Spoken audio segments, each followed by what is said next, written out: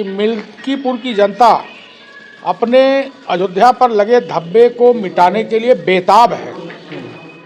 हमारा प्रत्याशी भी बहुत अच्छा है, उत्तर प्रदेश में योगी जी का नेतृत्व है जी। तो मिल्कीपुर की जनता की कोई लड़ाई नहीं रह गई। हाँ, लेकिन चुनाव है तो लड़ाई है। हम लोग इस बार 70-80 हज़ार वोट से मिल्कीपुर में चुनाव जीतने जा रहे हैं। कुंभ में अखिलेश यादव जी कितनी आलोचना कर रहे थे, मुझको यह कहने में कोई संकोच नहीं कि इन लोगों की साजिश के नाते ही कुंभ की घटना घटी। बहुत बड़ा स्टेटमेंट दे रहे हैं, बहुत बड़ा स्टेटमेंट देने मुझे कोई संकोच नहीं है। मैं कह रहा हूँ, मंच पे भी बोला हूँ, इन लोगों को पसंद नहीं आ रहा था। आखिर में नेता प्रतिपक्ष अगर हो, इतनी बड़ी घटना घटी तो कम से कम 24 घंटा तो धैर्य रखना चाहिए था।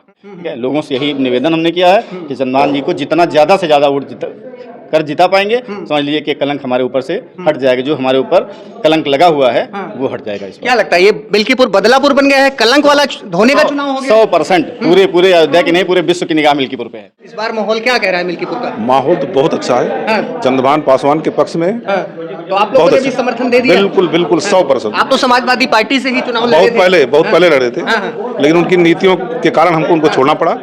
नमस्कार, मिल्कीपुर के चुनावी रण में अभी हम पहुंच चुके हैं ग्राम सभा घाटमपुर में, और यहां पर भाजपा की तरफ से एक चौपाल का आयोजन किया गया है।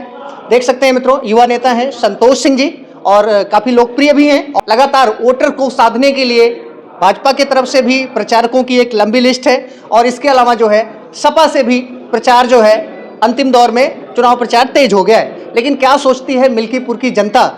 क्या लगता है कि लोकसभा का बदला मिल्कीपुर में होने वाला है? इस मुद्दे पर अभी हमारे साथ में प्रभारी हैं जो कि हिंदू युवा वाहिनी से हैं और डुमरियागंज से पूर्व विधायक रह चुके हैं, श्री राघवेंद्र प्रताप जी हैं। अभी जनता को इन्होंने संबोधित भी किया है, तो आइए जो है भैया से बात करते हैं। भैया नमस्कार, बहुत बहुत स्वागत। क्या लगता है मिल्कीपुर की जनता का मिजाज कितना आप लोग समझ पा रहे हैं? मिल्कीपुर की जनता क्या कुछ संकेत दे रही है? पिछले 8-10 दिनों से जी मैं मिल्कीपुर में हूँ, और मुझे यह देखने को मिल रहा है और सुनने को भी मिल रहा है, बातचीत करने से भी जो लग रहा है कि मिल्कीपुर की जनता अपने अयोध्या पर लगे धब्बे को मिटाने के लिए बेताब है। हमारा प्रत्याशी भी बहुत अच्छा है, उत्तर प्रदेश में योगी जी का नेतृत्व है जी। तो मिल्कीपुर की जनता की कोई लड़ाई नहीं रह गई। हाँ, लेकिन चुनाव है तो लड़ाई है। हम लोग इस बार 70-80 हज़ार वोट से मिल्कीपुर में चुनाव जीतने जा रहे हैं जी। नेताजी, कल समाजवादी पार्टी की स्टार प्रचारिका डिंपल यादव, इकरा हसन और प्रिया सरोज की एक जबरदस्त रोड शो होता है, और समाजवादी पार्टी के समर्थक दावा कर रहे हैं कि ना अयोध्या, न मथुरा, न काशी, मिल्कीपुर में फिर एक बार अजीत अवधेश पासी। क्या कहना चाहते हैं? अपने मुंह मिट्ठू बनने को कोई नहीं रोक सकता। ये कोई भी प्रदर्शन कर लें, कोई प्रदर्शनी करा लें रोड शो के बहाने, लेकिन जनता ने जब तय कर लिया तो तय कर लिया है। लेकिन भीड़ भाड़ बहुत थी नेताजी। देखिए, मैंने देखा कि हमारे जिले बस्ती के भी 4 विधायक दिखाई दिए मुझको। गोंडा तक से लोग आए थे। 15-20 जनपदों के लोग, चूंकि उनकी नेता की पत्नी डिंपल यादव जी आई थी, तो स्वाभाविक है कि 10-15 जिले के लोग आए थे, और ऐसी कोई भीड़ भी नहीं थी जैसा आप कह रहे हैं। उसमें 90% बाहरी लोग थे, 10% यहाँ के लोग थे। बाकी उसमें कोई ऐसा कुछ नहीं था। चुनाव तो कमल का निशान। इस बार अयोध्या का कलंक मिटाना है, मिल्कीपुर में कमल खिलाना है, यही सोच अयोध्या की जनता की बन चुकी है। अयोध्या की जनता मिल्कीपुर की जनता की बन चुकी है जी। अयोध्या से सांसद अवधेश प्रसाद जी बड़ा आरोप लगा रहे हैं, कह रहे हैं ये जो चुनाव है तंत्र बनाम लोक का हो गया है। पूरी कैबिनेट उतार दी गई है, लोगों पे दबाव बनाया जा रहा है, और जो है कहीं ना कहीं चुनाव को प्रभावित करने की कोशिश। क्या उनके लोग घर बैठे हुए हैं? हमारे बगल के रहने वाले नेता प्रतिपक्ष माता प्रसाद पांडे जी यही हैं। मैं बस्ती मंडल के सभी विधायकों को, पूर्व विधायकों को, हारे हुए विधायकों को यही देख रहा हूँ। क्या वो चूड़ी पहन करके घर बैठे हुए हैं? और हमारे लोग तो जब चुनाव है तो चुनाव की तरह लड़ा ही जाता है। उनके सरकार के जैसा गुंडागर्दी नहीं की जाती, कोई अराजकता नहीं होती।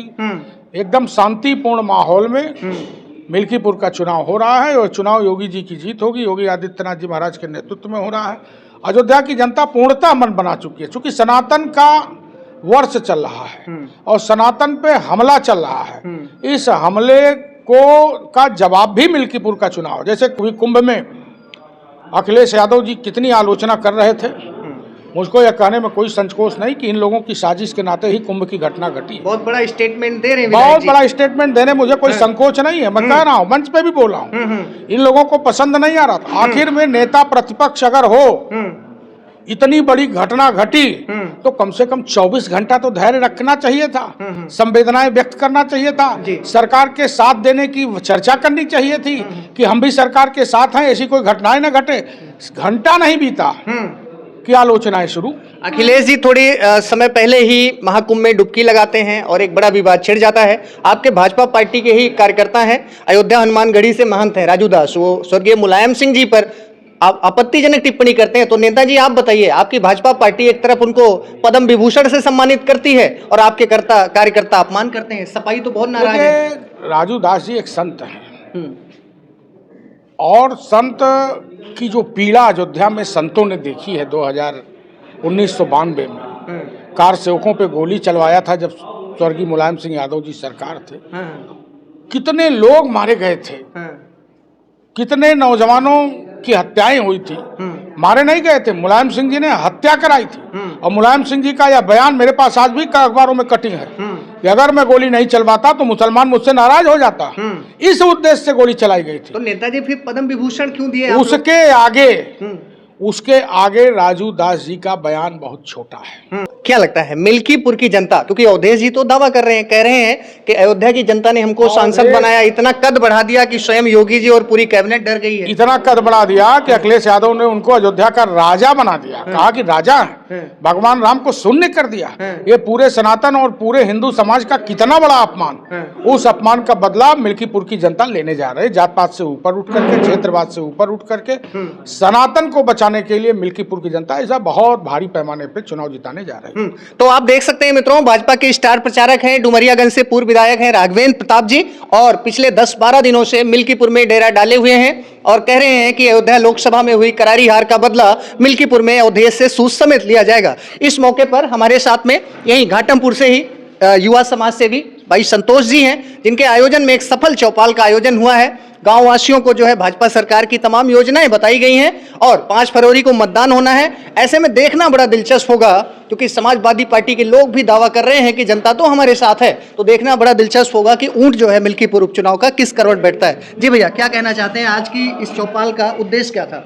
हमारे साथ जितने लोग जुड़े हैं, हमारे क्षेत्र के, समाज के, हमारे साथी और ख़ास करके हिंदू युवा हृदय सम्राट हमारे लिए गोरखपुर से आए हुए हैं प्रचार करने के लिए, मैं इनका धन्यवाद करता हूं और आए हुए लोगों का स्वागत करता हूं। और हमने सारे लोगों से अपील की है कि एक तरफ से पूरे गांव में कोई ऐसा व्यक्ति नहीं, आपने देखा होगा कि पूरे गांववासी एक घर से सारे व्यक्ति आए थे, पूरा घर अपना पूरा छोड़ के पूरा एकदम खाली करके। ठीक है, लोगों से यही निवेदन हमने किया है कि चंद्रभान जी को जितना ज़्यादा से ज़्यादा वोट जिता पाएंगे, समझ लीजिए कि कलंक हमारे ऊपर से हट जाएगा, जो हमारे ऊपर कलंक लगा हुआ है वो हट जाएगा। इस क्या लगता है ये मिल्कीपुर बदलापुर बन गया है, कलंक वाला धोने का चुनाव हो गया? 100% पूरे अयोध्या की नहीं, पूरे विश्व की निगाह मिल्कीपुर पे है। चंद्रभानु पासवान पर बाहरी प्रत्याशी होने का आरोप लगा रहे हैं अजीत और अवधेश, कह रहे हैं वो तो रुदौली से आए हैं। कतई नहीं, देश में है, देश में है, देश के ही है, देश का कोई नागरिक कहीं भी चुनाव लड़ सकता है। फिर अवधेश जी भी कहाँ से आए हैं, ये भी तो आपको सोचना चाहिए, अवधेश जी कहाँ से आए हैं। तो कमरा बना लेने से कोई थोड़ा हो जाता है, जैसे वो सुहावल से आए हैं, रुदौली से वो भी आए हैं, ऐसा कुछ नहीं है। जनता ने पूरी तरह से मन बना लिया है कि इस बार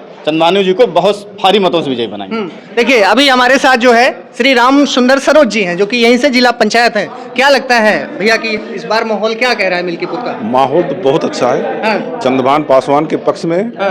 तो आप लोगों ने भी समर्थन दे दिया? बिल्कुल बिल्कुल 100%। आप तो समाजवादी पार्टी से ही चुनाव लड़े थे? बहुत पहले लड़े थे, लेकिन उनकी नीतियों के कारण हमको उनको छोड़ना पड़ा। अच्छा, और सांसद लल्लू सिंह के चुनाव के पहले ही मैं शामिल हुआ था।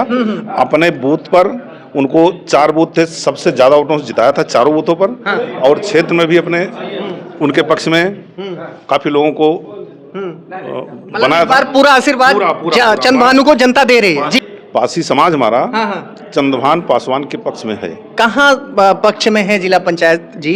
अवधेश जी तो बोल रहे हैं कि का जोगी बाबा ओटवा बोरा में भर के लखनऊ से डारे नहीं है, ओटवा तो जो है मिल्कीपुर के जनता के डारे भाई, कहा था कह रहे पासी के तो सबसे बड़ा सम्मान नेता हम हैं। मैं तो मिल्कीपुर का ही निवासी हूँ, यहाँ का पासी हूँ, प्रतिनिधि भी हूँ।